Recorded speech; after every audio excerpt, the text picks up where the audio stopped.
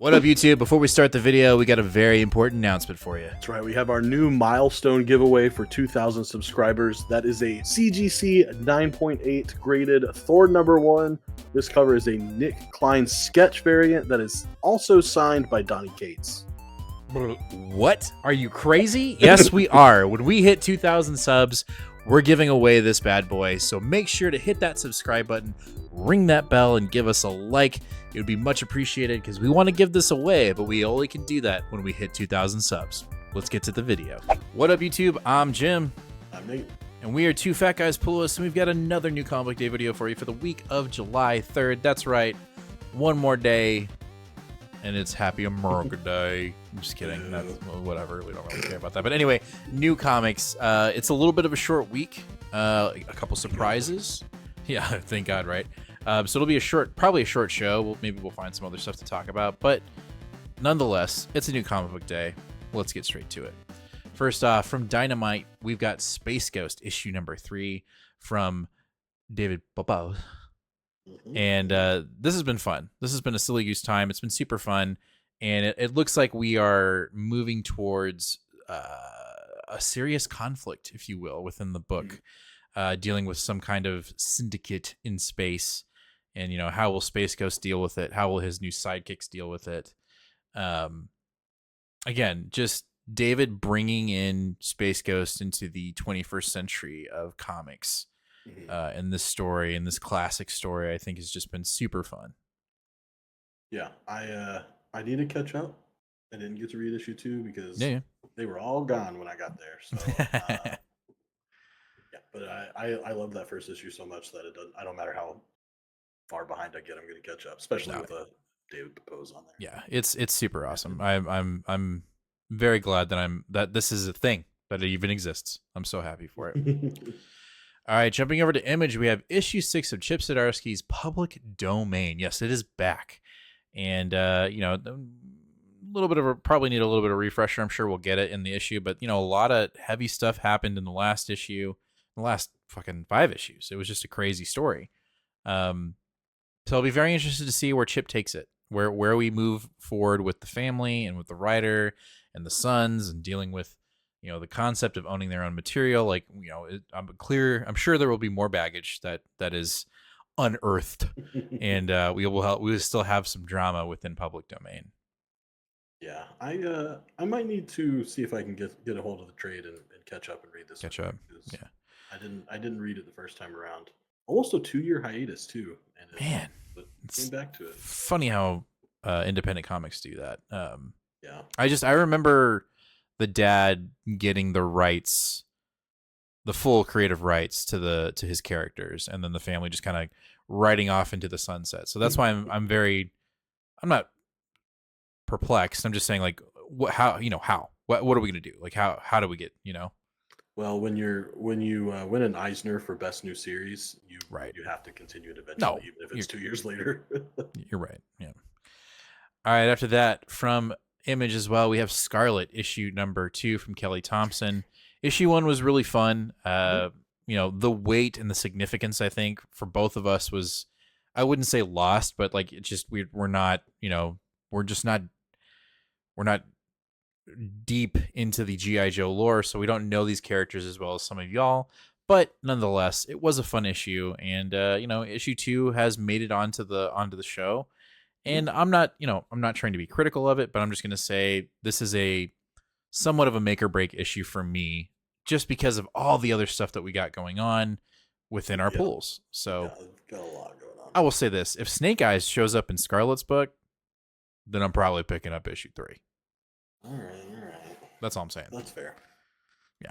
Hey, I'm interrupting the video. It's only because I've got something really important to tell you. I know you know what we're giving away when we hit 2,000 subscribers. I gotta let you know about what we're giving away when we hit 1,250 subscribers. We're giving away this Uncanny X-Men #1 signed by Jim Chung, CGC grade 9.8. When we hit 1,250 subscribers, you could potentially win this, but you have to be subscribed to our channel. So hit that sub button, ring that bell, give us a like. Let's get back to the video, shall we? All right, jumping over to DC, we're going to kick it off with Absolute Power issue #1. You know, I read the the issue 0, the lead up to Absolute Power. Mm-hmm.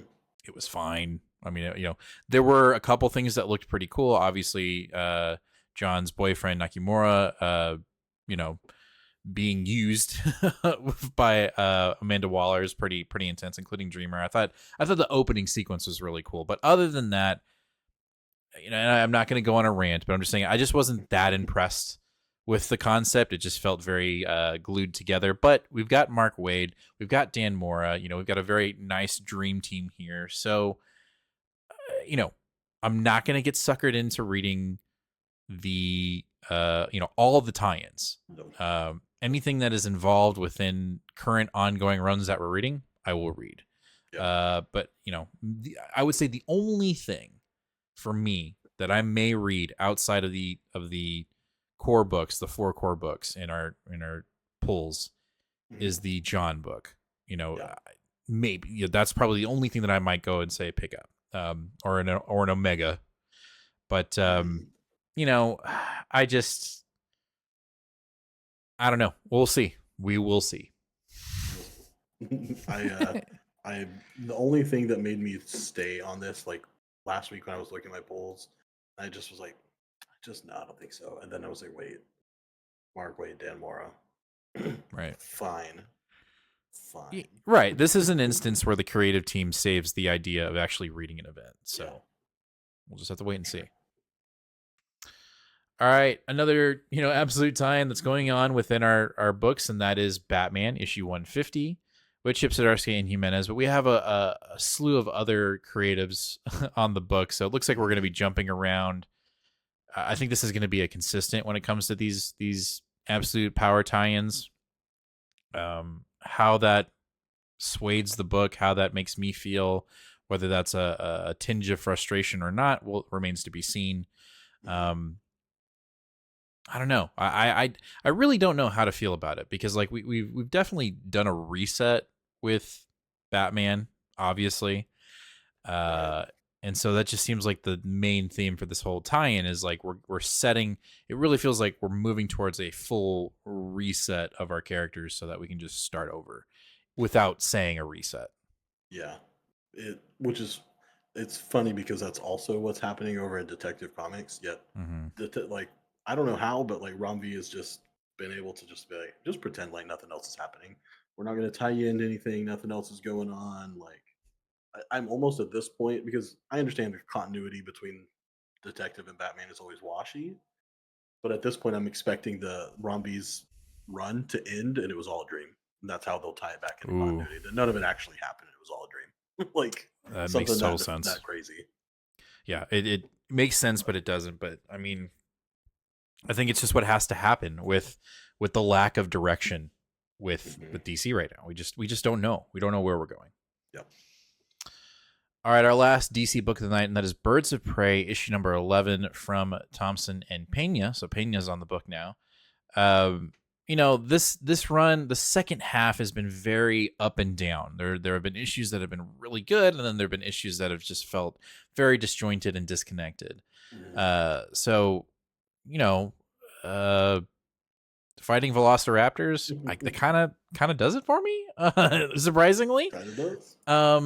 And then the fact that Pena's on the artwork, I mean, that is a Pepe Larraz style-esque art, so that really has me excited. And then obviously it's Kelly Thompson, so the story itself, the second arc, has felt a little weird, but I think that's on purpose.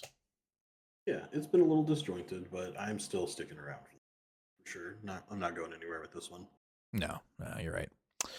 All right, jumping over to Marvel with our last book of the night, and really we don't know.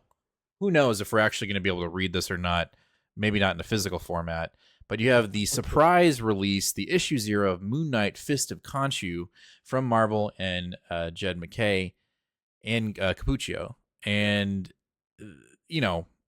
this was a surprise at the end of Blood Hunt. Spoilers if you haven't read it. Mark Spector is back. Khonshu has been resurrected. He resurrects his main Moon Knight, his Fist of Khonshu. And this was announced at the end of the book, like, hey, go to your LCS this coming Wednesday, July 3rd, and ask about this issue. Well, surprise, none of the LCSs knew about it. No comic book shop knew about it until they started reading Blood Hunt issue number 4. And so that Wednesday, Marvel opened an FOC for this issue. So what the shops are getting is basically a 1 in 100 ratio variant. Yep. So if your shop is getting one, it's going to be a 1 in 100, and shops are not going to obviously sell this thing for $3.99. It's going to be a 150 or higher sell. So you're probably going to have to wait a week or two for the actual issue 0 to come out at a non-ratio cover. So, again, will we cover it on the show? I'm not sure. Definitely not a physical copy, I will say that. But if there is a digital version on the app, on Marvel or something like that, or on Comixology or wherever you can read digital comics, maybe we'll get our hands on it and read it. I am excited for it. The fact that, we knew he was coming back. But in this fashion, I think is really cool. I just think the execution for Marvel is incredibly poor. I don't tell us that we need to go to the LCS and then be like, oh, but it's only a 1 in 100, and we know that the shop's not going to sell it for $3.99. I get what they were trying to do. They were trying to make it a surprise. They were trying to generate buzz. They were trying to get people excited in a unique way. I just don't know if it worked that way. I do think that some people are maybe a little too bit upset over superhero comic books, but I guess. But it's just like, don't tell me, hey, go ask, go. Because I feel like it's putting a stressor on, it's obviously generating hype, right? It's obviously generating some form of excitement.